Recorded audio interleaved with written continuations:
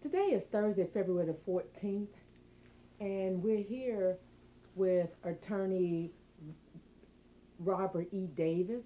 We're so excited about interviewing Mr. Robert E. Davis.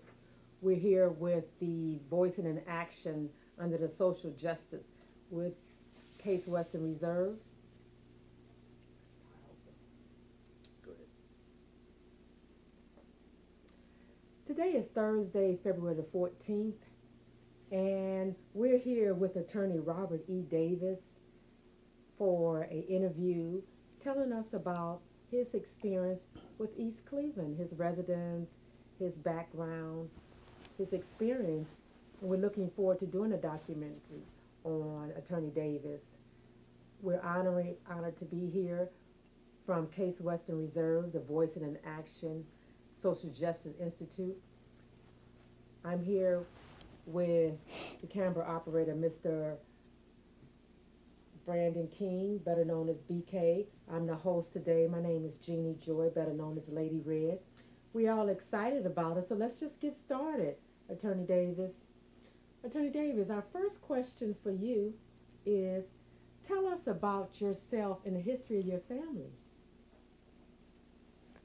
Well, I'm a practicing attorney. I'm in the general practice of law. I've been practicing since 1977. My first job upon finishing law school and becoming licensed to practice was with the county prosecutor's office in 1977, and I went from there to the Greater Cleveland Regional Transit Authority, where I worked as an assistant general counsel there until from 1980 to 1990. And then I went into the practice of law with a corporation and worked with them for about 10, 12 years, and then I hung out my shingle and went into the private practice of law sometime around 2001, 2002. I'm married. My wife's name is Vivian. Been married for about 16, 17 years. Second marriage for both, so she has children and I have children, all of which are grown and with children of their own. So we are proud grandparents. We live on Glen Road at 16141. And we've been there, I've been there about 18 years, and she's been there about 16. Okay. And your family is originally from? My family is originally from Uniontown, Pennsylvania. Okay. I was born and bred around Uniontown, Pennsylvania. I say around because I'm from a small community called Grays, Grayslanding, Pennsylvania, which is this small mining community in the hills of southwestern Pennsylvania. Why did you have to spell the city name? Of my community? Correct. Oh, interesting. I don't know, because that's what I do. It's Grays Landing, and it's just something I'm accustomed to doing, that's all. So your parents, did they meet there? No, my parents are from, my father's from Bessemer, Alabama. My mother's from McCalla. No, strike that. My father's from McCalla, McCalla, Alabama. And my mother's from Bessemer, Alabama. McCalla and Bessemer right near each other. And it's about 35 miles south of Birmingham. I believe it's south of Birmingham. So your parents met in that same area, Yes. same community? Yes, they did. And then my father went into the service, and when he got out of the service, his brother, who was At that time, I'd already moved north to that area. Invited him to, relocate there also. So when my father got out of service, he moved to that area in Pennsylvania, and that's where we were raised. There were 5 of us. Okay, 5 siblings. Yeah, 4 plus me. So there Okay. were 5 children. I had 4 siblings. I have an older brother. I have a sister who's about a year and a half older than I. She is deceased. She passed away in September of 2010. I have 2 younger sisters, Okay. and we're spread out. Okay. What type of work did your father and mother, what were their career in? My father was a coal miner, Okay. and my mother was a housewife Okay. and housewife. And with your parents, they were married and lived in the area. And how did you how was your life there? Growing up there originally? I could write a storybook about that. I tell everyone I lived a Tom Sawyer Huckleberry Finn type life. I mean, it was a very country. We lived in the hills of Pennsylvania, a very small mining community. We bought from the company store. If you heard the Tennessee Ernie song about I forget how it goes, but you buy everything from the company store. We bought from the company store. We spent most of our time running through the woods, hunting and fishing, and it's just I wouldn't have traded. We were poor, but happy, and I wouldn't trade anything about the years I spent coming up in the hills of Pennsylvania for anything.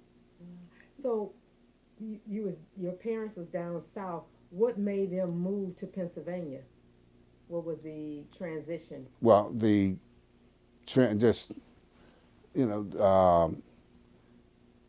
that time in the 40s, I think, as my father, I believe, transitioned to that area sometime around 1942, 40, 41, 42, something in that time era. And, the people in the South the blacks were migrating north and for a better way of life. But my father, after marrying my mother, he joined the service. And when he got out of the service in Fort Dix, New Jersey, as I said earlier, his brother was already residing in that area. Had already moved from the south to the north and was living in that area, and invited my father, to come and live with him and get it. And he and my uncle at the time was working in the coal mine, and so he told my father, "Hey, come get a job in the coal mine." My father was an excellent baseball player, and he was a catcher and had the opportunity to play in the Negro Baseball League, but he had a family to feed, and he'd make more money in the coal mine than he would in the Negro League playing baseball. And so he went into the coal mines. So back in that era, in the early 40s, that was common to transfer from one city to the next, to migrate. That was very common back then, correct? Well, it was very common for, black men to move their families from the south to the north in search of a better way of life, or to just might make that migration themselves as single men. and not just men, but you know, the black women too, because you know, it was rough in the South in the 40s and 50s, and many were just escaping the Jim Crow as well as seeking a better way of life. Do you remember being down south? I was no. The only time that I spent in the South was I was in college at Stillman College in Tuscaloosa, Alabama, from 1964 and 1968, and that's the only time I spent any time in the South, and I remember those years, good and bad, very well. Did your parents talk about that experience when they were in the South and transferring up to North? Was that talked about it as a family?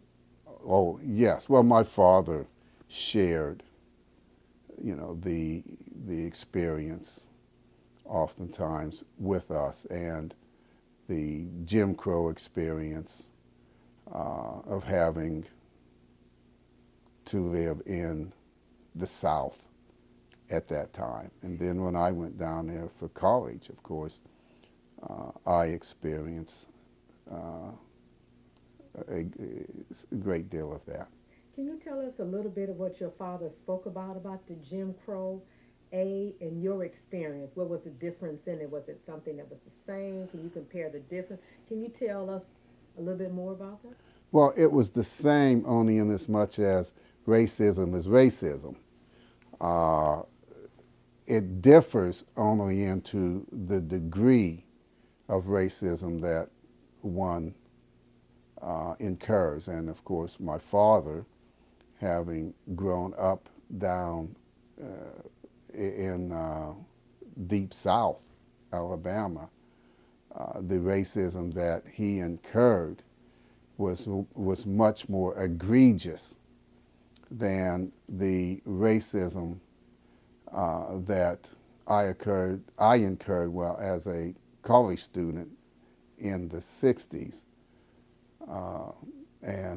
Yeah, he often times told us about, you know, some of the situations that he and his father and their family. I think there were 6 brothers and sisters, and the tough life that they had living under Jim Crow. So most of the conversation about Jim Crow was negative. Oh, absolutely. Okay. There's not a lot of positives to be gleaned from the severe racism surrounding the Jim Crow era. And when you mentioned about your parents moving up north, that was a wonderful experience for them to come up north and work for the coal mine. So it was a better lifestyle for them, no question. Oh, no question, because my father in the South, he and his brother and father were grave diggers. That's how they made their living. And they dug graves with a pick and shovel. They didn't have a backhoe. They used a pick and a shovel, and they dug graves.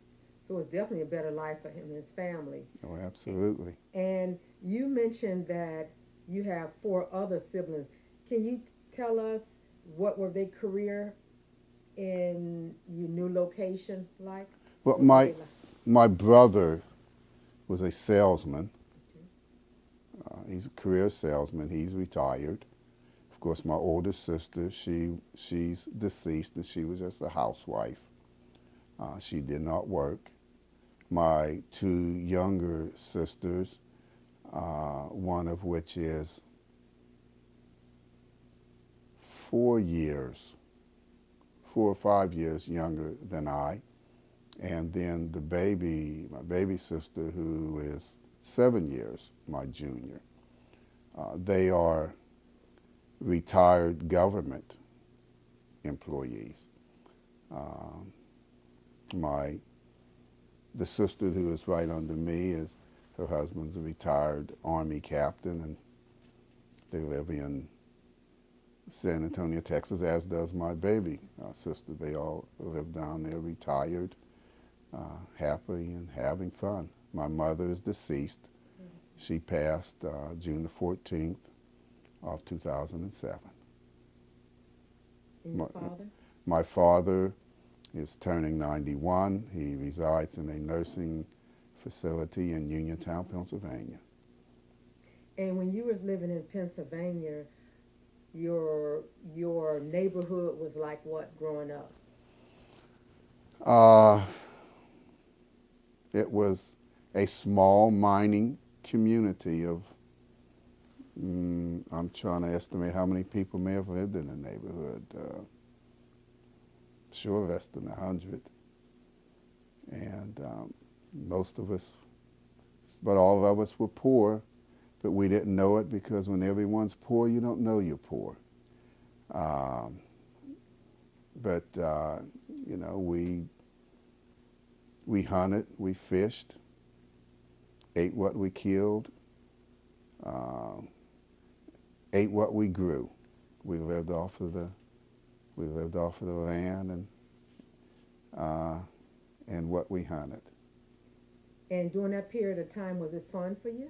It absolutely was. And it seemed like you have no regrets. No regrets. I wouldn't change a thing.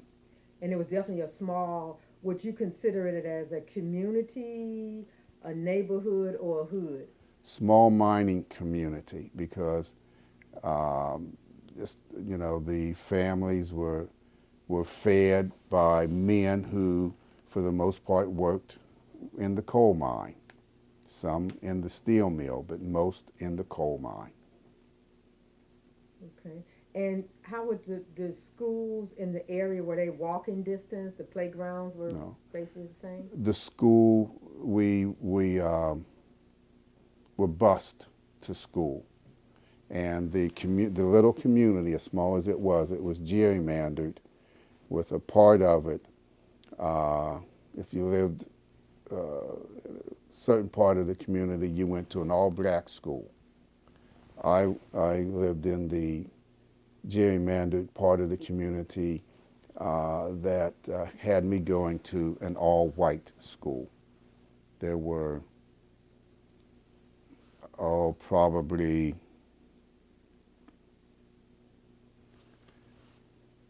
20 blacks in the whole school. Did you feel racism at that time? Very much. Okay. Yes, very much. I played basketball, football. Matter of fact, I went to college on a basketball scholarship. But yes, the racism was, you know, it was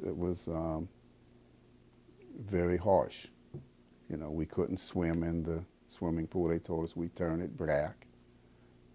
I don't know how that was going to happen because my skin is brown. I might turn it a little brown, but I sure wouldn't turn it black.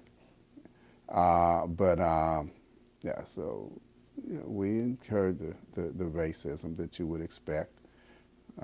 But I had my very closest friends, whom I'm still very close with now, who are white.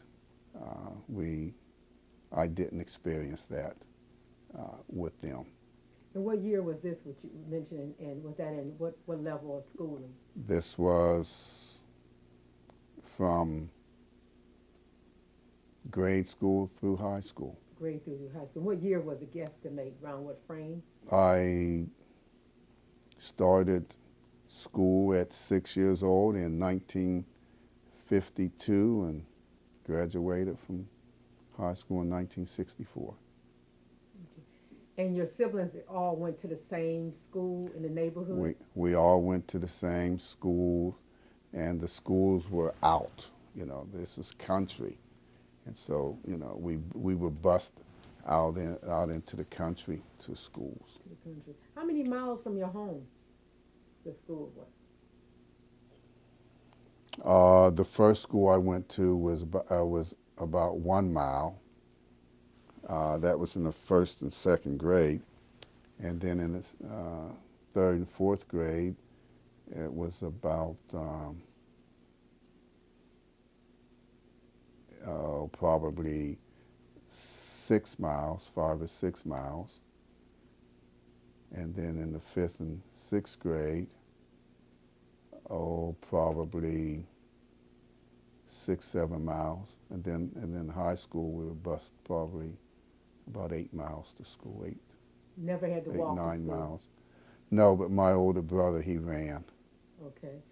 He was a runner, so he would run to school, he'd run home. You mentioned you were definitely involved in sports back in your elementary, High school. and more And high school. middle and high school. I didn't Middle start and playing high school. sports till middle school. Is that because of your father was in the baseball? Well, That was a trigger for you? no, not really. That's what we did. I mean, we played sandlot baseball, and my father and different men in the community would drive us to the various outlying communities where we compete with the other communities in baseball. We'd go house to house and asking for donations to buy our baseball equipment because we were really too poor to buy it. But that was on a sandlot level. And then, I was an athlete. So when I went to middle school, and there was a basketball program and a football program, and since I was always playing sandlot football and baseball, and when you play baseball on an ash dump and get knocked down on hard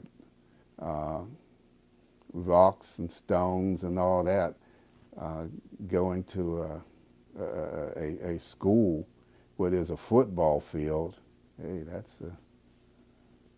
can't ask for more than that. Can you tell us a little bit about your father? He was in the Negro League for the baseball, correct? Well, he didn't. He was offered a contract with the Pittsburgh, I think it was called the Pittsburgh Wrens. I can't spell it, but it was the Pittsburgh team, black colored league baseball team, but he didn't accept it because he said he had to feed his family, and he couldn't feed his family off of what they wanted to offer him, and so he went to work in a coal mine. Oh, at least he was offered it, correct? Yeah, he was good. Do you know a little bit about the baseball league, the colored league? Do you know anything about it at all? I don't. But your father spoke about it a lot? Yeah, my father, but just, like I said, that's what he did. He played baseball. But he did not play in the league. He did not accept the contract with the league. So he never played in it.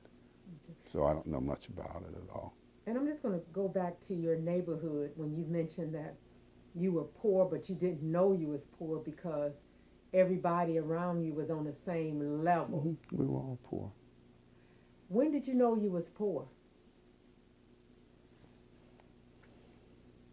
That's a good question. Meaning when you left the neighborhood, you knew you was poor? Yeah, of course, when I, all of the blacks, we were all poor. I knew a couple of black families who were a little better off than others, but, when I'd associate with my white friends and would visit their homes or whatever, they were always better off than us. But I never, I never thought about it. I never thought about the fact that we were not as well off as they were. Just never, I never thought about it in that regards at all. Because a lot of people... We were happy. Pardon? We were happy. A lot of people don't realize they're poor until they leave their circumstance mm-hmm. and then look back because everybody was on the same level. Mm-hmm. And as long as you, ate had a place to sleep, Yeah. went to school. It was the same, right? We had clothes on our back, and you know, we had a car. Dad had a car, and you know, everything I wanted to do, I did, and that was play baseball and football and run through the woods. Can you tell us and bring us up to date of how did you get to when you first moved to the Ohio area? What area did your family move to, and were your siblings still young? And were you young then? So here's how I got. Here's how I got to. Here's how I got to Cleveland. I got a scholarship out of high school to play basketball. I had football and basketball scholarship. I took basketball. The scholarship was to Stillman College in Tuscaloosa, Alabama. I entered Stillman College in 1964. I graduated in 1968. Upon graduating from Stillman, and I graduated in around the end of May, and around the beginning of May, I had been drafted into the United States Army. I did boot camp at Augusta, Georgia, at Fort Gordon, and I went to advanced training, and from there I went to the Republic of Vietnam, where I spent a year in Vietnam. I got out of the service in 1971. I was in there from 68 to 71. Yeah, I got out in 71, and I was married at the time, and we relocated to the Cleveland area. And the reason I came to Cleveland is because I didn't want to go back to the depressed community in which I grew up, because I knew that there was no opportunities back there for me. I knew that the racism back in the area was going to keep me from advancing as I wanted in life, and I figured that the opportunities available to me in Cleveland, Ohio, where I had extended family members, cousins, and etc., would be better for me. So I moved my family from Fort Lewis, Washington, to Cleveland, Ohio. So with your family members being here, some of your family members being here, that was a plus for you. That was, yes, it was. It was a plus for you. Right. And you were the only one to break away out of your family to come to Cleveland? Yes. Okay. Yes. Did your family members or sibling agree with you coming to Cleveland? Didn't ask them. You just came. And what side of town did you move to? I first resided on Mount Auburn, and off of Mount Auburn Avenue, out in what is now Luke Easter Park. Yes, it wasn't named after Luke Easter at that time, but it was to Luke Easter Park. And when you moved to Cleveland, what was your career in Cleveland? My first job when I came to Cleveland, I worked for what is known as the Margie Home. It was a home for the disadvantaged, disabled men. And I worked there for a brief period of time, and then I worked with the Big Brother organization. And from there I went on to become a probation officer, and from a probation officer I then entered law school and began my legal career. Is the Margie home, are they still in existence? No, they are not. And the men there were from? They were from the, you know, they were from the community, but they were all disabled, and they either had a mental or a physical disability. One of them, one of them had multiple sclerosis, but he and I are the best of friends to this day. So they had some type of issues. Some type of either mental or physical issues. That is correct. Do they still have any facilities to this day that is similar to? I'm sure they do, but not known as the Margie Home. The Margie Home went out of business, and the building has been torn down. But of course, I'm sure that they do. And when you worked in the county, correct? I worked for the county first as a probation officer, and then as an attorney with the county prosecutor's office under John T. Corrigan. Tell us a little bit about your experience as a prosecutor, probationer officer. That probationer office experience, right, and what led to your next level. Right. Well, you know, as a probation officer, my job was to supervise men and women on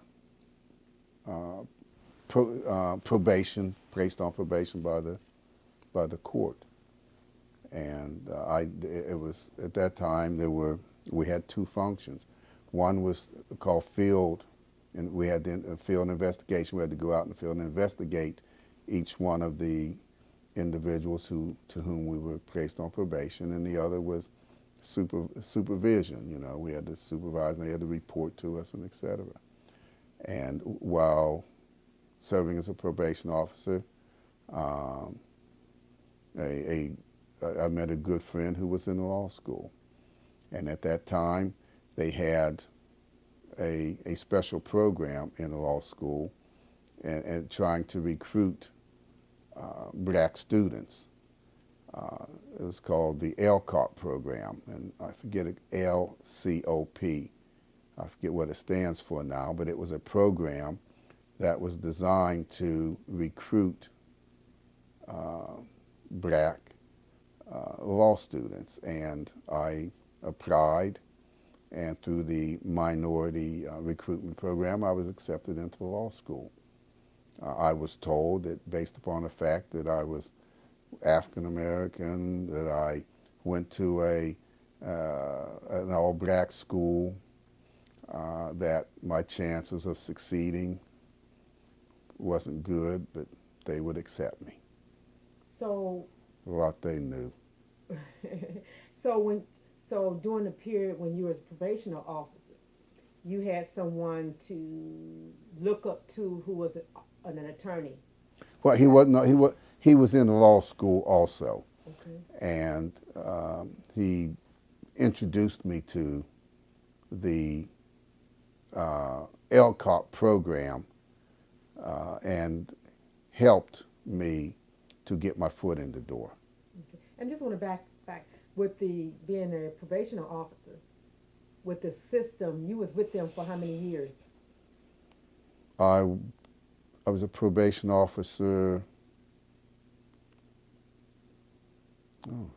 I spent some time with, I didn't mention the time I spent with TRW, but I was a probation officer, wow.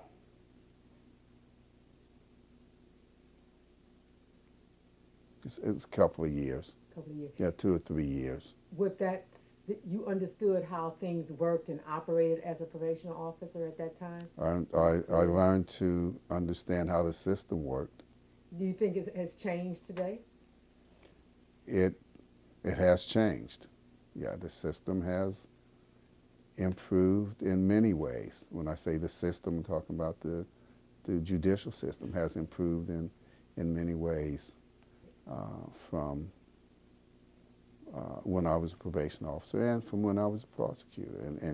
And that's what the system's supposed to do. It's supposed to change, and it's supposed to change for the better, and it has. So you think over the period of time it has changed and improved. Just can you mention 1 or 2 ways you would suggest it had changed?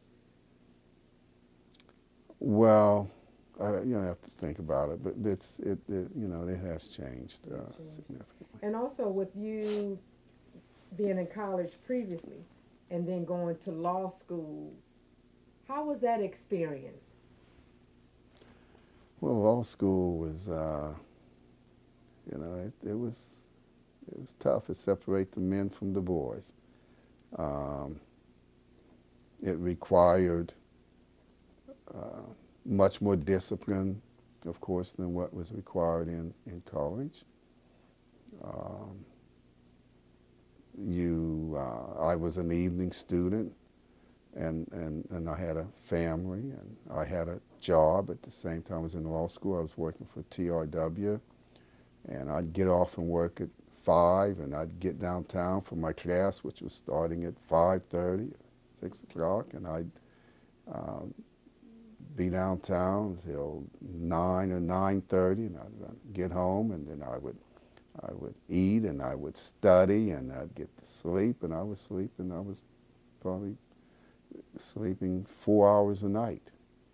But it's what I wanted to do because I had a family, and at the time I was really not making very much money at all. And with the program that you went into law school, did they help you in any particular way to succeed as an attorney? Right. Yeah. Well, not as an attorney, but the program helped me to get into law school. Succeeding as an attorney was on me. Okay. So that program just opened a door for you. For me to get into law school. And once you get in, you have to be able to go on your own and be disciplined and follow the rules and regulations. Once I got into law school, it was on me to work, do the work necessary to succeed in law school. What year was this when you started law school? 1973. I finished in 1977. Okay. So during that period of time, you and your family were still in Cleveland, correct? Yeah, that was because I went to Cleveland Marshall College of Law, which is Cleveland State University. Okay. You want to talk a little bit more about that experience? Oh, it is what it is. It's really not much to talk about. It was law school, and it was something that I wanted to do, and it was something that required a great deal of hard work and discipline. And I thank God that He blessed me to make it through. And can you tell us what year you came to East Cleveland? I moved to East Cleveland on or around 1993. Early 90s? Yes, it was around 1993. The next question is, can you think back to your earliest year memories of East Cleveland and tell us what life was then? I remember coming to Cleveland in 1965, I think it was. Yeah, 1965. I worked in Cleveland. And at the time, 1965, I was maybe 19 years old. And I worked for the Boys Town over on Eddy Road. And I would spend time in East Cleveland. I remember at that time, because I was in college, and I remember at that time that the college hanging out around Hayden and 2nd Avenue and East 133rd Street down there, because that's where a lot of college students at that time were living, and they also lived off of, what's that tower right off of Noble and Terrace. Crystal Tower? Crystal Tower, I believe that was. But most of my time, when I wanted to have fun in East Cleveland, I found myself over off of Second Avenue and in that area, because there was a lot of college students that resided there. And I remember how much fun it was. I remember how, at that time, how white the East Cleveland community was.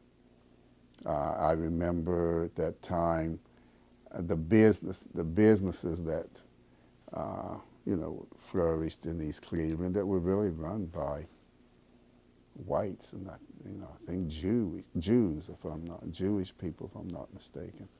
When you say fun, what was considered fun in East Cleveland back in that time? The college students did. Well, we could party, and there were places to go, and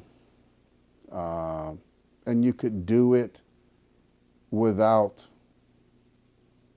the fears that they have now. And you could hang out and have fun, and at that time we didn't have there wasn't the drug culture, which I think is the basis, the genesis of a lot of the problems that we're having in our community, was the influx of the drugs into community, and then we didn't have that. It was just a different day and time. And I remember that in 1965, and that's just coming here, working during the summer, and then I would come back every now and then because I had friends and relatives here. But I didn't live in East Cleveland on a consistent basis until 1993. But I remember when I lived in Cleveland as a young man, and after I brought my family to Cleveland in 1971, and as a young man would hang out in East Cleveland at the bars, and there was a place over on McCall's had a place over, I forget what the name of the place was, right there near Lee Road. They had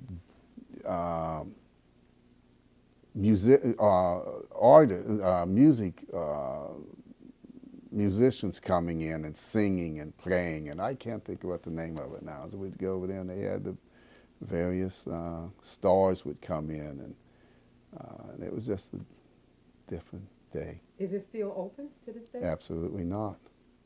Did you ever participate, when you say fun, did you ever participate in the movies and the skating in the area and go swimming? We would swim at the swimming was at the Forest Hills Park over by Thornhill. I think it's what it's called, Forest Hills Park. That's where we would swim. Skating, yeah, but the skating was not in East Cleveland. We skate, but it was, usually in Cleveland. But during that period of time, do they still have the park and the swimming area open today? Oh, I don't know if the park is. I don't know if the Forest Hills Park is open today or not. I assume that it is still open in the summertime. And of course, if you go by the Thornhill Park over there, if that's what the name of it is, it's a completely different than what it was many years back, because East Cleveland is different, and if you don't have the money to maintain a park, then of course it's going to deteriorate, and that's what happened to that park over there. Although the swimming pool Forest Hills is in, that's in Cleveland. That's a Cleveland park. East Cleveland's never had a swimming pool, as far as I know. When you actually moved to East Cleveland, did you have any children at that time? Not that were grown. Not that was infants. They were my children. My children at that time were grown. Okay, so you never experienced the school system. Let me see. Is that true? No. When I moved to East Cleveland, my youngest daughter was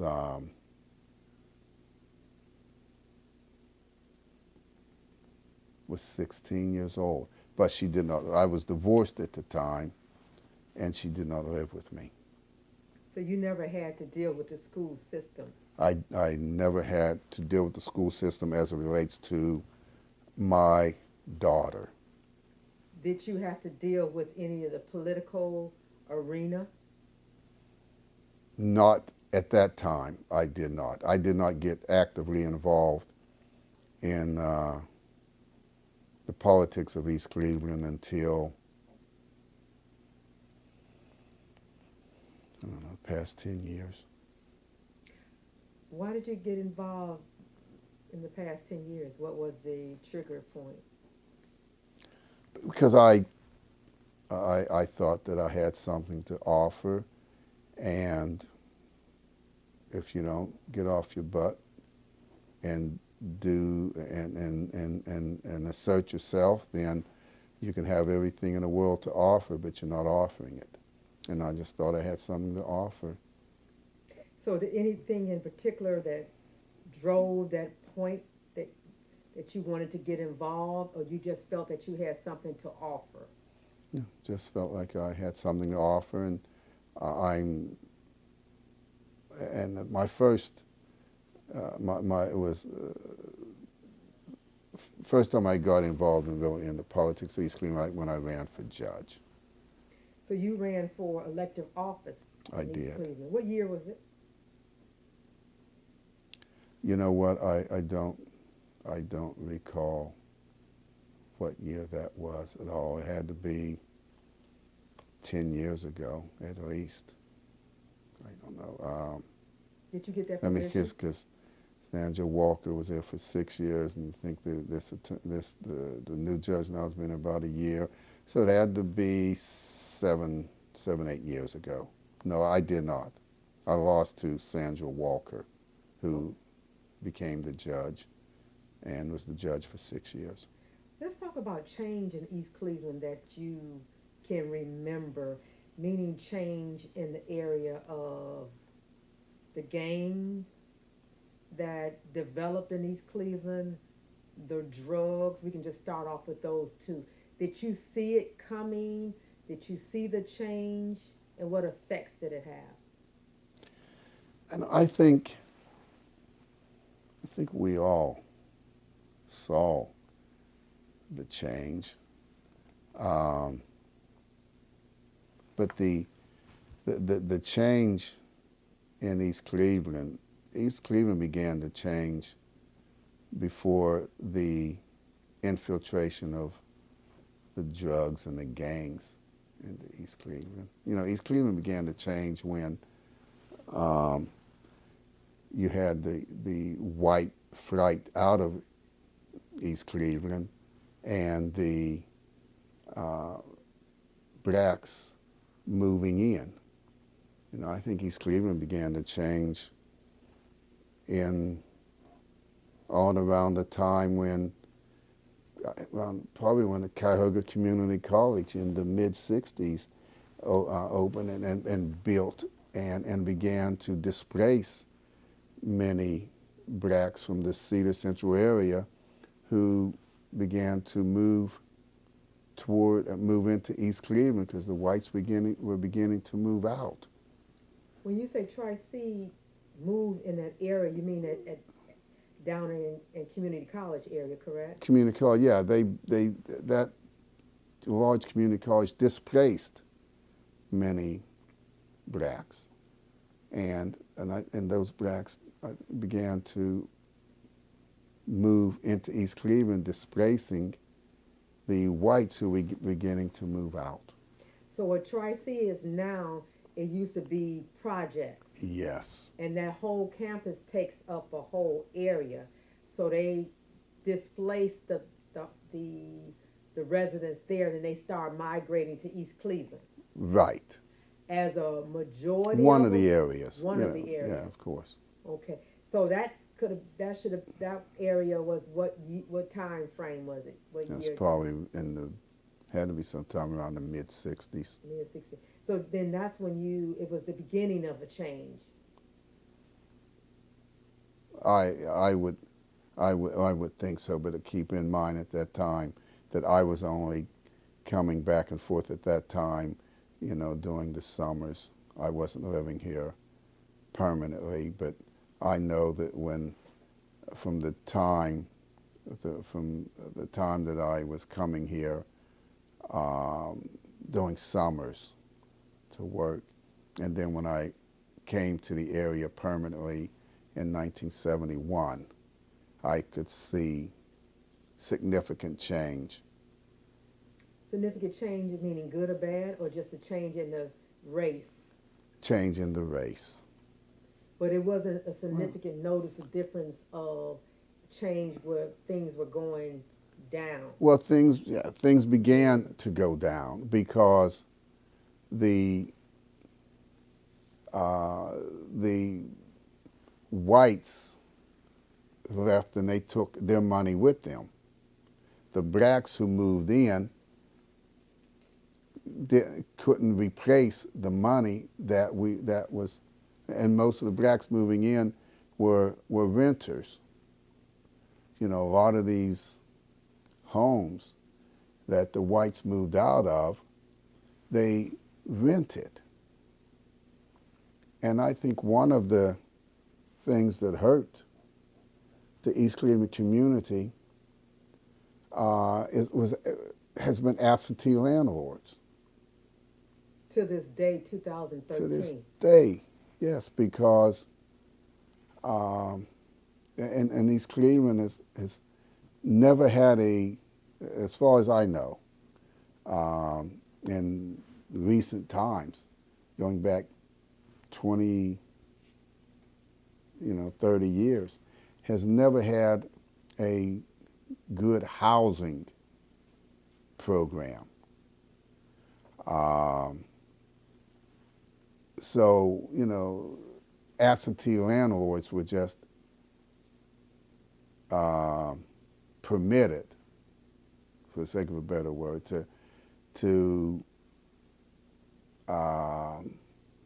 function as they please. They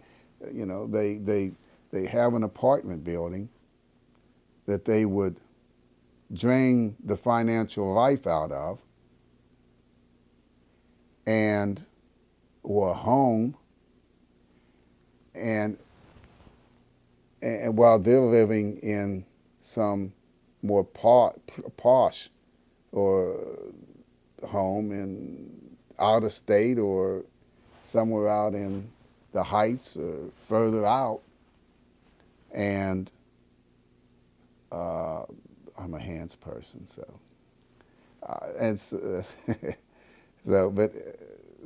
but anyway, and now we have blacks living in these homes that are not being maintained, or in these apartment buildings that are not being maintained, and then eventually the buildings get such that they become uninhabitable. People moved out. They are condemned. Homes, people move out. These homes become uninhabitable, and they become a blight in the community. And for years, that has been, and it still is, a problem in East Cleveland. So when you took the opportunity to put your position and wanted to become the judge, was that one of the issues you was going to address? Absolutely. To the best of my ability. That was an issue because I saw that as a significant, and the court runs the housing. As housing court is under the jurisdiction of the court. And yes, I saw that as being something that needed badly to be addressed. So when East Cleveland, being as strict as a city that it was at one point, and I can remember it being a strict city, wasn't housing one of the parts that was so strong in East Cleveland? I don't know that, but I can assume that it was. You're talking about under Devaney, for example. It probably was, because I remember him as being a very no-nonsense judge, and I remember East Cleveland at that time being a much stronger community. And that's when they were under city government, is that correct? And at that time, I believe we had a city manager, City manager at that form point. of government. Okay. And also you had mentioned, when we talked about the housing, what other significant point that you think that brought on a change from East Cleveland? The downturn in the job market. We had, at one time, you had Court Road. That's not in East Cleveland. You had Court Road. You had Parker Hannafin. You had General Electric. That was doing very well.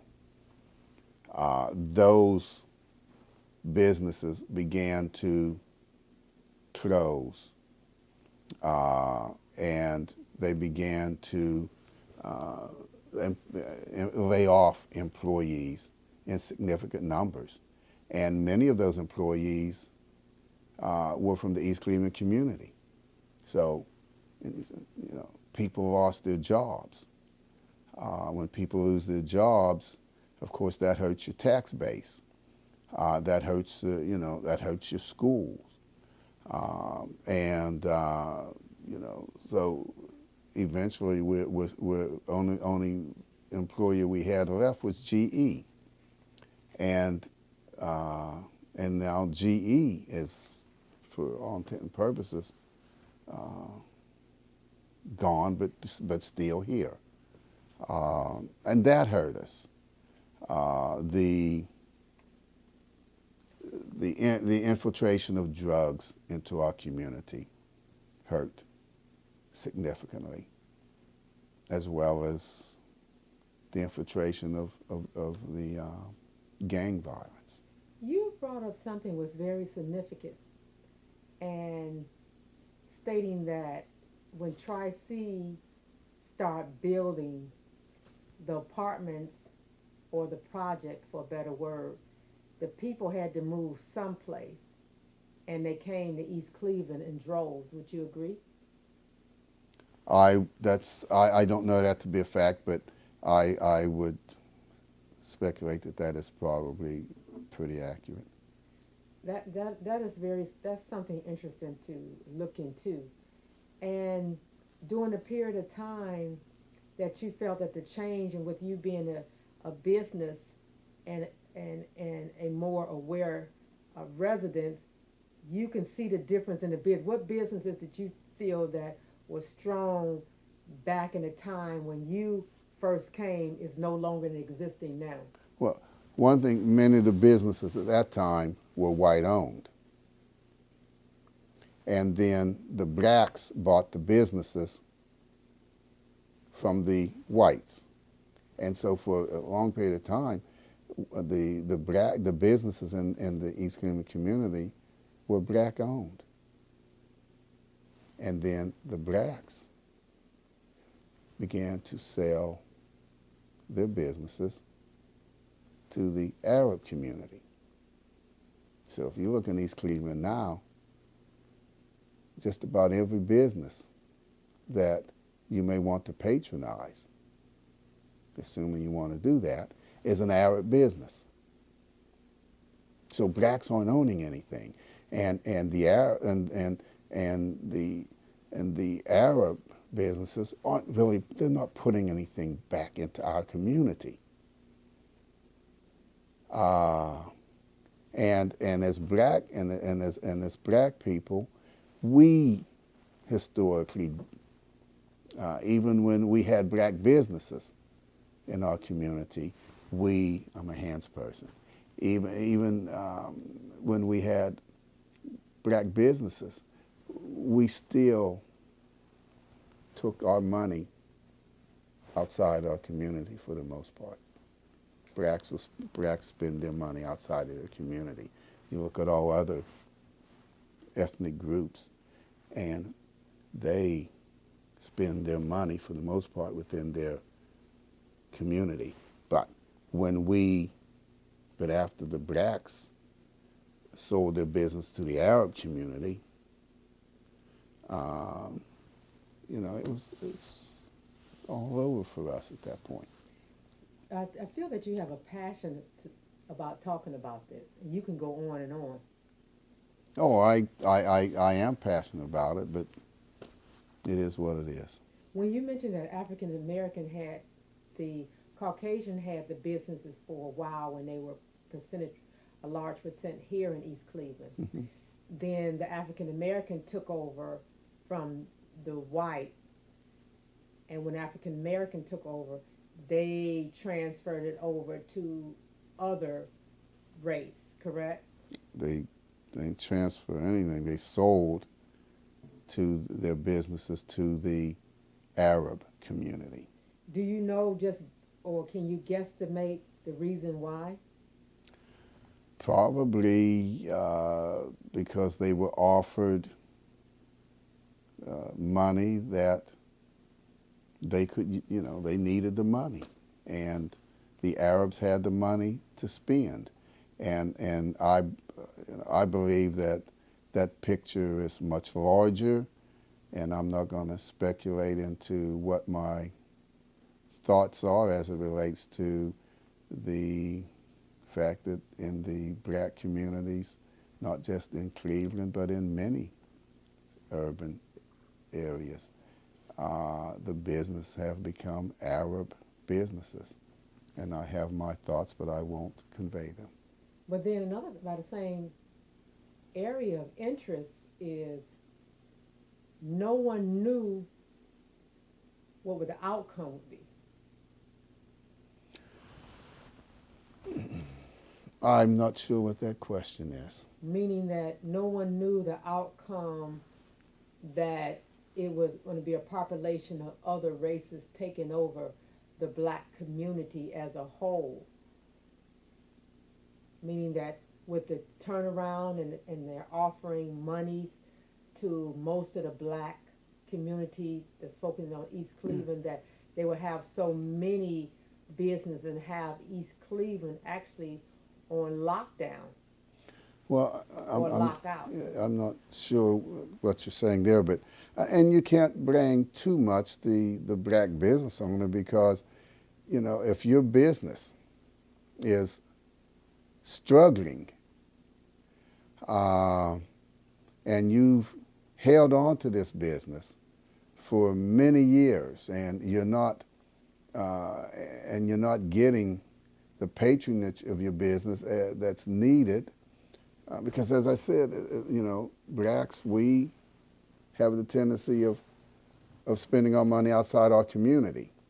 So if I have a gas station or a store, and, I'm not making money because, John Doe living in the community and others are running past my station to buy gas somewhere else, and I'm struggling to have a chance of selling that business, then you can't blame that business owner for doing that.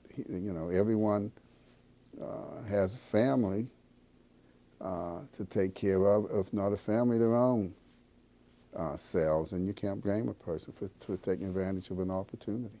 And I think, too, it has a lot to do with the original business owners as African American were getting older, and their children may or may not wanted to continue the business. That's perceptive also. I can understand that. That could have been a reason. Sure. And also, when you mentioned about getting in the last 10 years, getting into the political scene, and will it be safe for me to say, was it something in the last 10 years that keep you involved in the political scene for a change, or just to see how it operates? No, I know how it operates. I stayed involved just, excuse me, because I thought I had something to offer, and I wanted to do my part. Is that offer still on the table? Depends. I mean, are you getting what you expected to get or to give to make it move forward, or you have ideas to change? Um, I have, sure. Do I have ideas? Sure, I do. Do I expect that I'll run for another office? Probably not. Probably not. I say that with great hesitation. But Do I think I have something to offer? I certainly do. Am I disenchanted? I certainly am. and when we mention, that's a lead in to the next question. What are your fondest memories of East Cleveland? One of my fondest memories of East Cleveland was when I ran for judge, because it gave me the opportunity to circulate through this city and meet some very fine people who were very concerned about the well-being of the city of East Cleveland, and who I came to realize felt the passion that I felt about East Cleveland, and it made me realize that because of my failure to prior to get intimately involved in my community, that I had misjudged many of the people and didn't realize or failed to realize that they feel just as I feel. I met some beautiful people. But if you wouldn't have ran for judge, you wouldn't have been encountered with the people. Until I ran for judge, there were stereotypes that I had that I came to realize when I ran for judge was just totally off base. What was the most surprising person you met, or surprising stereotype that you had that changed your mind? The people, the names, I can't recall. I mean, I met Brandon King, who's our videographer here, and I, whom I was very impressed with, and I don't say that because he's sitting here. I mean, that is true. I met some very elderly people who I was just so impressed with. And I don't remember all of these people's names. There's one elderly woman, she is deceased, that lived down off of a street, I think, called Overlook. But I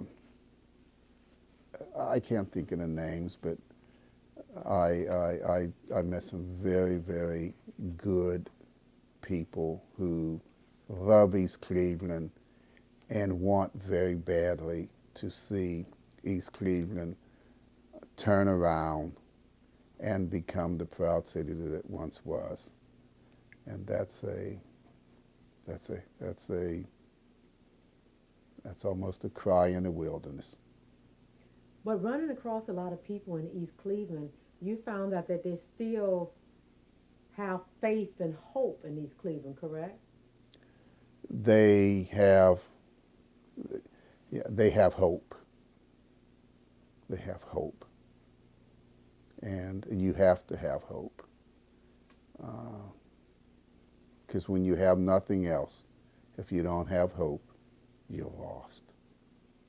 But going throughout the East, because you did go throughout the East Cleveland Right. area, meeting and greeting people.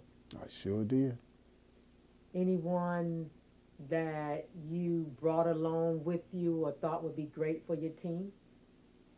Oh, absolutely, without a doubt. Without a doubt. Many, Many, yes. many. Also, I know it just was a honor for you to pursue that position It as sure a was. judge. Sure was. Was any particular political person that really encouraged you to be a judge?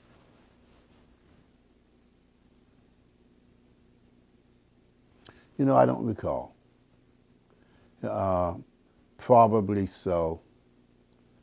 But as I sit here now, I don't recall. But yeah, I think that's probably so. And also, I wanted to mention to you about that. When we talk about your fondest memories of East Cleveland, you still in East Cleveland to today? I am. Okay, okay. Still feel the same way when you came to East Cleveland in the early 90s?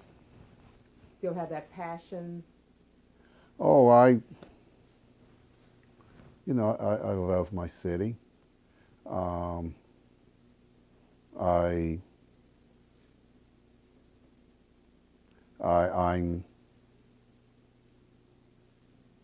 I'm losing, how can I put it? Without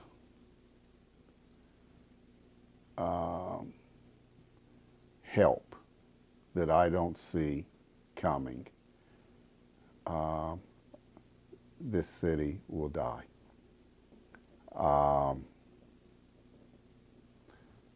People hate to hear it. But the best thing that can happen to the city of East Cleveland, and I'm about to ruin any chances I have if I have any aspirations for another office, but so be it.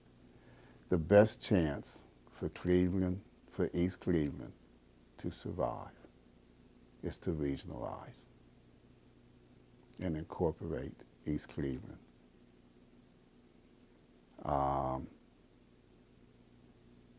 Because otherwise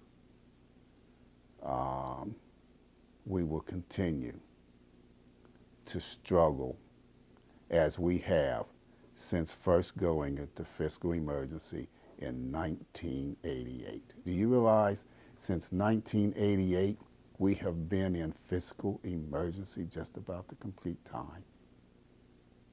Do you realize that our medium income is probably $20,000?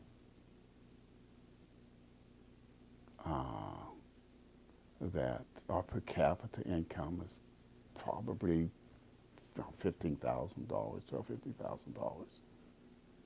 Do you realize we have no tax base? Do you realize that GE is, if GE leaves, what little tax base we have goes with them? Do you realize how devastating it was to us to lose Huron Hospital? And when you think of Huron Hospital, losing Huron Hospital spoke volumes, because when you think back on Huron Hospital, think who stepped forth to really help East Cleveland save its largest employer, a trauma center, level 2, that we badly needed in East Cleveland. Nobody with any clout from Congress down stepped forth to really help us to save Sheeran Hospital. And when Sheeran Hospital left, we were left with green grass, which we get nothing from and which we have no money to develop. So it's just green space. It put many of our residents out of a job. It took away a huge tax base that we have. And it further buried us into a hole that we may never climb out of. But it spoke volumes as it relates to what people external to East Cleveland think about our community. You brought up a lot of excellent... No one cares. No one cares. You brought up a lot of excellent points that needed to be brought out and a different perspective, and which is great. But let me just move on to my next question, and that will give us a table topic. And it's a two-part question. In what ways has the city changed over time?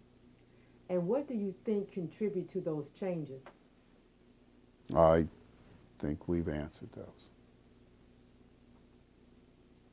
I think we've answered those. And you gave a great outline of it, and you would just be recapping them. I'm going to move on to my next question. How has race and racism impacted you personally, and how has it impacted the city of East Cleveland?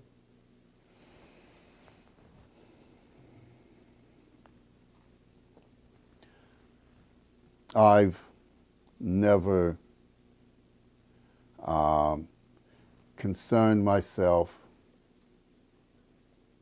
from a personal perspective with racism. I have encountered it, as all black people have, and any black person who says they haven't, it's a lie and the truth ain't in them. We all have, in some way or another. And I have. But my father insisted that we be educated because he always felt that the best way to deal with racial inequality was to educate yourself so that you can stand on an equal footing with your white counterparts, so that you cannot be denied because you weren't qualified. He says if they're going to deny you, make sure it's not because you didn't qualify. And so I have educated myself, and I am qualified. So I don't concern myself about racism. I concern myself about being qualified for the job that I seek. And I've been denied those jobs merely because I'm black. I had Joe Gorman at TRW tell me when I was working for TRW and finished law school and went into him because he had openings and seeking a job. And he told me, I'll never forget it, he says that we have our quota of blacks. We don't need any more. And he denied me the job. So that's racism. East Cleveland, how's racism affected East Cleveland? I don't know. I don't know how to answer that question. I think as a black community, I don't think the white community really pays us much attention because we are a poor black community. Is that racism? I don't know.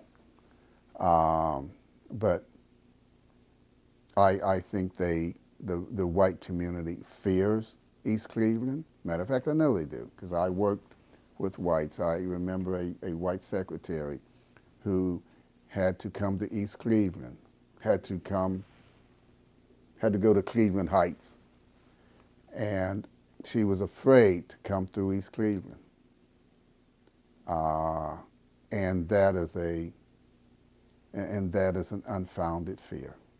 But that's how white people think that we in East Cleveland are a bunch of ruthless criminals who are just out to do them harm. And that's the furthest from the truth, because the crime in East Cleveland is lower than the crimes in many external communities. I think Chief Spots has done an excellent job as the chief of the East Cleveland Police Department, considering the manpower that he has had. I think the crime in East Cleveland is blown out of proportion, and I think white people look upon us in the way that I described. Is that racism? I don't know, but it's racial. Let's lead on to the next question. How has inequality impacted you personally, and how has it impacted the city of East Cleveland? That's what I just answered. So let's move on to the next one. The next question, can you think about a memory or incident in the East Cleveland where you fought for something? You fought for something as a group? Yes, and was vilified for it. I was a member of the East Cleveland Library. And I, along with my colleagues, fought hard to have the East Cleveland Public Library placed under the Cuyahoga County library system. A move that I say to this day was without a doubt in the best interest of the East Cleveland community as a whole. And as a result, I was removed from the library board and vilified by many members of the community. But I'm a big boy, I can take it. I believe that my position, not just mine, but the position of the board, the library board at the time, was absolutely, without a doubt, the best thing for the East Cleveland community. And we weren't losing anything except some control. But the benefits that we were gaining far surpassed that which we may have been giving up as it relates to the control of our library. And I make no apologies for it. The next question, how have the surrounding institutions and city impacted East Cleveland? Can we repeat that question as I pause? How have the surrounding institutions and cities impacted East Cleveland? Meaning the University Circle, the different surrounding areas of East Cleveland, the new development in East Cleveland? University Circle has been a positive for the city of East Cleveland because they're bringing some money into the community that we otherwise would not have. Sure, we've had to give up some land and et cetera for that to happen, but I think that Mayor Norton's efforts to work with the University Circle community to move their projects, whatever their projects are, their housing projects, et cetera, into the East Cleveland community has been positive. And I haven't been in any of the discussions, but I've heard from a reliable source that there is talk taking place with the University Circle community to make further inroads into the East Cleveland community, and I think that is good. That is what we need. We need help from the outside because we can't do this ourselves. We get hung up on this black thing. We're black people. We can do this. We can do this. This is, we can run this library. We can do this. We can do that. While you can talk all you want about I can pull myself out of this hole, while at the same time digging yourself deeper in and you're getting nowhere. We have to get off of this black thing and accept the fact that we need to think outside the box, and we have to be willing to give up something in order to get something. It's not about an individual's desires or the individual's benefiting the individual. We have to start thinking what benefits East Cleveland as a whole. And we don't have enough people. We don't have enough people in office who think outside the box. They don't have enough. They don't have vision. My next question is a two-part question. What is your vision for the future of East Cleveland? And tell me about a major issue that needs to be addressed in order to better the neighborhood, the community, or the city. We have to address our image. I think the East Cleveland's image hurts it more than anything. And when I say it's image, I go back to what I said before. It's how we are perceived by others. Businesses that may want to move into East Cleveland are reluctant to do so because of the image that East Cleveland has. And that image, in my opinion, is overblown. But in some respects, that image has some legitimacy. In many respects, it doesn't. But we have to change our image to one of a more positive place to live. But in order to do that, we have to improve our school system. We have to improve our form of government.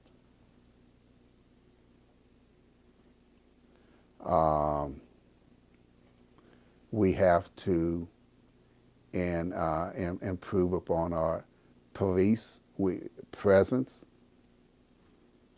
It doesn't help us to have to lay off police officers in a community with the image that we have that needs police officers so badly. But, we have to, if we are going to continue to be a city, the city of East Cleveland, independent. When I say that, I speak because I'm a proponent. I think, as I stated before, I think the best thing could happen to East Cleveland is for it to be regionalized. But do I see that happening? Not in my lifetime, unfortunately. But if that's not going to happen, then we need to, those who have accepted leaders of positions of leadership in this community have to find a way to bring businesses and new ideas into the city of East Cleveland. Otherwise, we will continue in fiscal emergency until such time that the state comes in and takes over. And the state doesn't want to do that because they can't afford it either. So, we continue to bob up and down until our head sinks completely under and we just die as a community. Next question. What would you be prepared to do to participate in making East Cleveland better? I would, whatever I'm called upon to do. If I thought that it was productive and meaningful, I would do it. I'm not going to waste my time. I'm not going to meet just for the sake of meeting. But we have in the city of East Cleveland some very strong-minded people, some professionals who have business acumen. But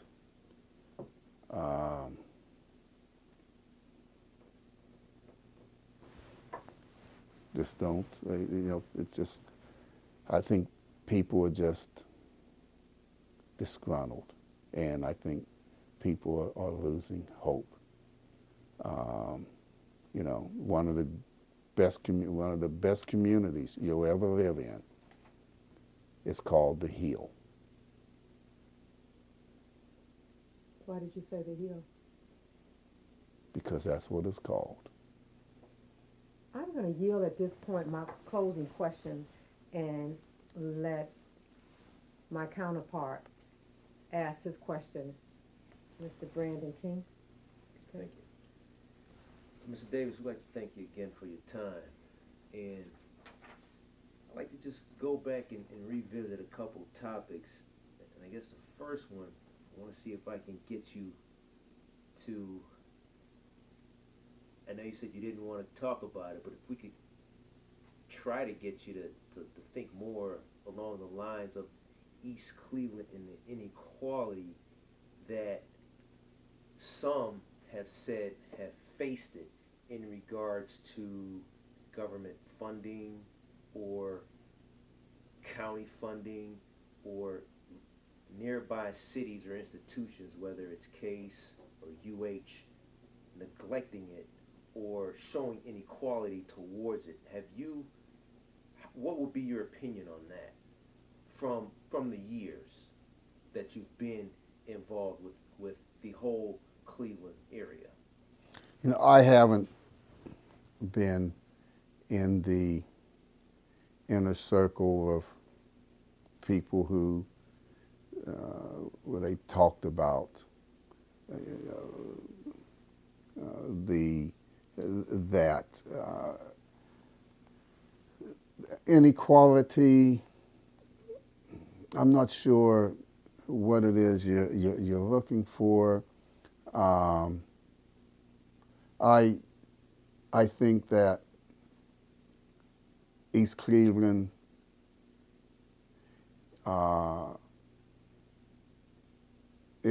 doesn't get a lot of attention.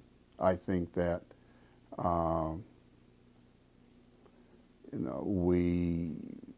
the state. I don't think that those who can help us really care that much to do so. We get no help that I know of from Washington. When is the last time you saw our congressional person in East Cleveland? We get no help from the state. Cassie's Republican. We are a Democrat 98% Democrat city, and we don't really vote anyway, for the most part, you know, and politicians respect the vote. If you can give them votes, you can get something from them. And the resident of East Cleveland, you know, a large percentage of us don't even get out and vote. So why would politicians care for us? We don't vote. I just think that we're a city that no one really cares that much about. That's excellent, and you touched on it very well there, from the perspective when you talked about the hospital, politicians trying to help us out, and although the post office has its own greater challenges now, but they had Cleveland Heights, and then they had this one in University Circle.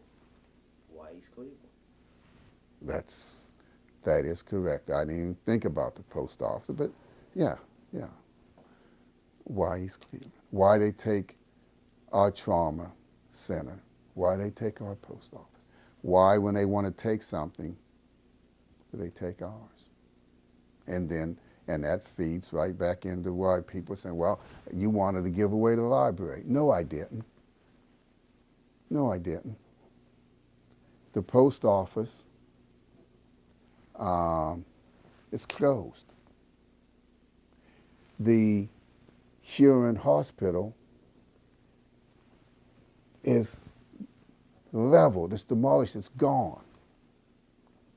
The library and all the employees in those two buildings are gone. The library would always be there. We were going to keep our library. The staff, nobody was going to lose their job. The only thing that we were doing was putting it under a system that had the money to provide it with the best resources. So you understand, that's the difference when people look at this and say, well, you know, he's talking out both sides of his mouth. No, I'm not. But, you know, no one who could help us came to our aid, because it's just East Cleveland. And nobody cares about East Cleveland but those of us who live here. And we can't do it alone without significant help from those who from the haves. We as a city of have-nots will die. Good point. I want to dig back into your affirmative action and going to law school. And you stated that you were told, oh, you're not going to make it. Mm-hmm. Where would that come from?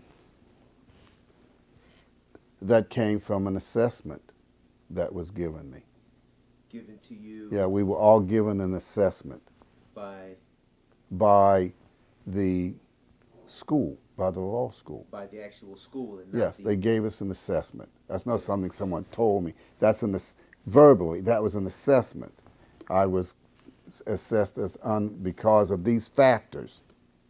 It was unlikely. My success was ranked as unlikely. I forget the exact wording, but words to that effect. Just as a point of clarity, the program that you came under, I mean, it was affirmative action. It wasn't from the school? It was an affirmative action program run through the school. Through the school, so it was from like the government through the school, so the school like had to do it. Which is unfortunate that they would say that.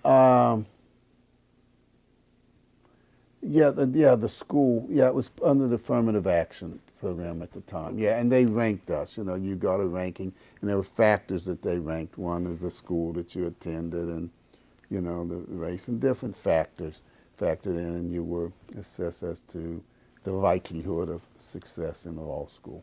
That seems like a little racism there. Can you talk about your time at law school in regards to racism, the teacher, your other students, some of the other blacks? What happened during that time? Oh, you know, no issue with students. We were all there for one purpose: to succeed in law school. Were there teachers that we had, professors or instructors that we as black students had identified as being professors to avoid because they had what we considered racial issues? Yes, absolutely. We knew who they were. You have any racial instances in the schools with the teachers or the staff? I did not. That I know of. Well, there was one teacher I thought that his grade reflected a racial animus, but you know. Okay. And so racial relations were pretty good in, with the rest of your classmates, African Americans. Oh, absolutely. Well, absolutely. The blacks, whites. I mean, we're just there. We were there for one reason. Your incoming cohorts, African Americans, they all came through and they all made it through the program. For the most part, yeah, there was some who didn't make it. That's always going to happen. Okay. I really respect the fact that you were in Vietnam. I was quite impressed with that. My last topic I wanted to touch on, just to kind of see if I could get you to reflect back as a child, going through school in Appalachia, PA. How did you deal with the racism? And as a child, I understand what you were saying about your father, but how did you deal with it and then rise so far above it to say some of the white kids are still your friends? You're some of your best friends. That's pretty impressive to come through that. Yeah, one of my teachers, and when I was a senior in high school, a white lady, she called me a nigger. She says, "Nigger, you'll never be anything." I mean, I had a white teacher my senior year in high school to tell me that. She looked me in the face and told me, "Nigger, you'll never be anything." What was your emotion behind that? Motivation, hurt? No, it didn't hurt me. I wasn't hurt. It motivated me. You know, I said something back to her, which I won't repeat. And I remember walking out of her room and going to the gym to shoot baskets because I knew my dad was too poor to send me to college. But if I could shoot that basketball and catch that football and run like the wind, I was going to get into college.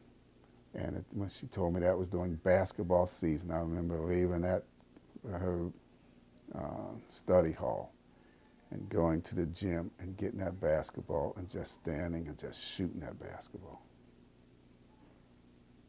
You do much in the way of class reunions?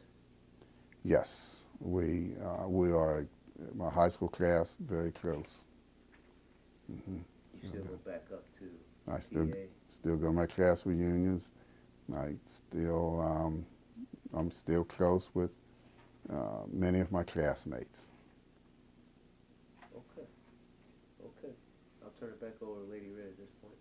I just have 3 closing questions, and then we can close it out with a comment from you. My questions are, what keeps you strong today in 2013? My faith in God and self. I believe in myself, and I have a strong, abiding faith that God will never forsake me nor leave me alone. another question. Do you mentor to any of the youth today? I do. I'm in a mentoring program with the Ohio Bar Association. Matter of fact, Shaw is one of my schools. That you mentor to several students, or To a group of students, yes. do you go to the school and mentor to them? Yes, Okay. once a month, Once a month. twice in February. Twice in February. How long has this program been available to you to go up to the school to mentor? Oh, it's a program that the Ohio Bar Association runs. Not the Ohio Bar, the Cuyahoga Metropolitan Bar Association runs each year. And it's been going on for how long? I'm not sure. But a long time. I'm not sure. It's been a while, but I'm not sure.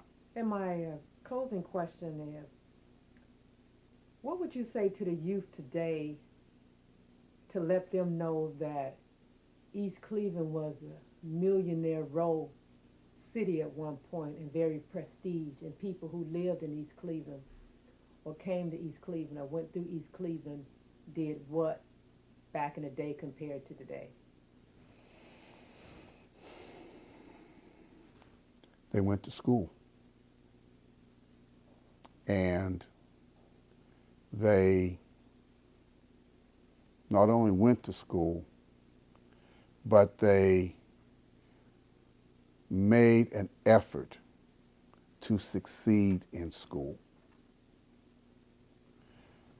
The problem that we have with our youth today in East Cleveland, I'll speak of East Cleveland, and I've mentored in the Cleveland system. I would, a number of years, I would go and speak to various schools in the Cleveland system, but we're talking about East Cleveland here. And it is just disheartening to me at how lack of concern these children have for their education. The last time I mentored at East Cleveland, a couple of weeks back, I just got so frustrated with the kids. I said, so look, I didn't come here to waste my time. And if you all don't want to learn, then I have an office that I need to go to because I have a business to run.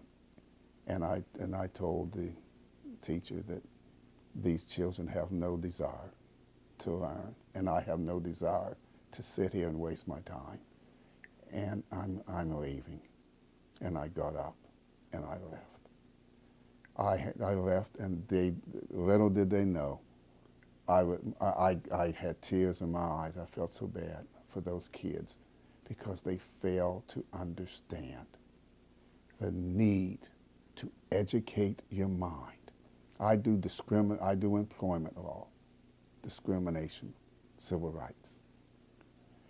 And I have blacks come to me wanting me to file a civil rights act on their behalf when they weren't even qualified.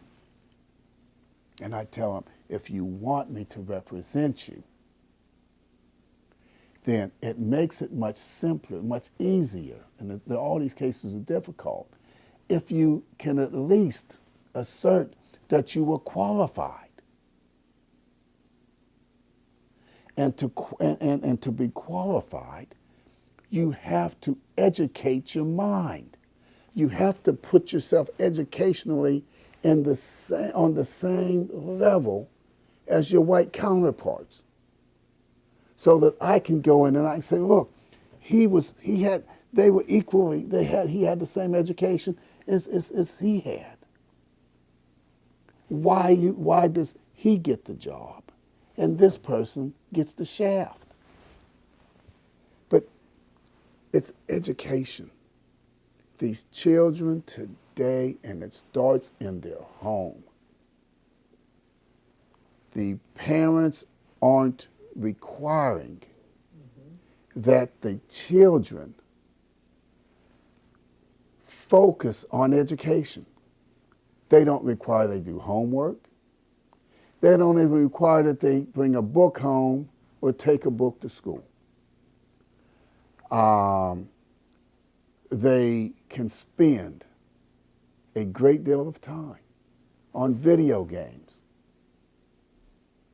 but they can't spend a minute on one of the 3 R's books. And as a result, our children are being pushed through school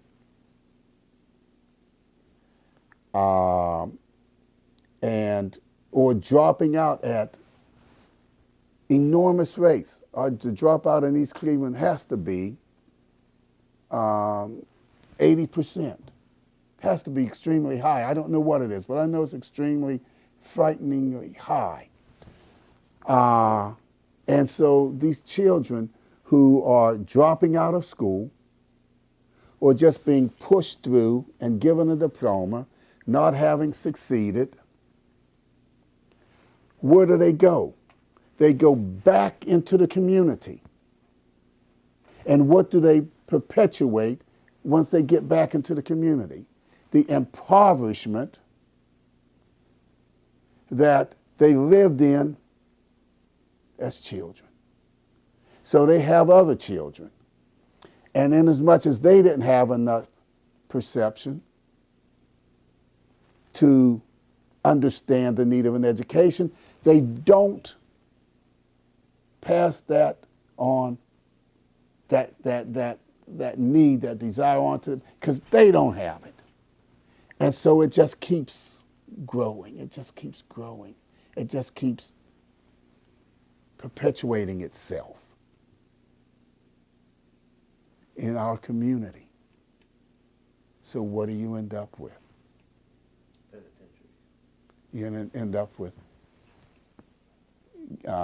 children, with adults with criminal records because they couldn't get a decent job, or they couldn't get a job, and so they start stealing. They get a criminal history, and all of a sudden they've dug the hole even deeper for themselves. So now they're mired in our community, offering nothing.